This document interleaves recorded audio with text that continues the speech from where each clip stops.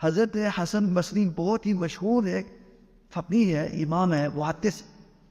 حضرت حسن بصری رحمہ اللہ فرماتے ہیں کہ ایک دفعہ حضرت حسن کے مجلس میں، بڑے عالم تھے، محدث تھے، فقیہ تھے، اس کی بہت بڑی مجلس ہوتی تھی، وہاں کسی مجلس میں ایک بندہ پہلے سوال کرنے والا آیا۔ اس نے سوال کیا کہ امام صاحب، کہ ہمارے یہاں جو بڑے قحط ساری ہے، بارشیں نہیں ہو رہی، لوگ جو بھوک کے مر رہے ہیں، تو ان کے لیے حضرت حسن بصری نے فرمایا کہ آپ کثرت کے ساتھ استغفار کیا کرو۔ ایک اور بندہ آیا، اس نے کہا میری اولاد نہیں ہے، آپ مجھے اولاد پہ کوئی دعا سکھاؤ، اولاد کی دعا سکھاؤ، کوئی نسخہ بتاؤ۔ تو اسے بھی کہا کہ تم کثرت کے ساتھ توبہ استغفار کیا کرے، استغفار کرے۔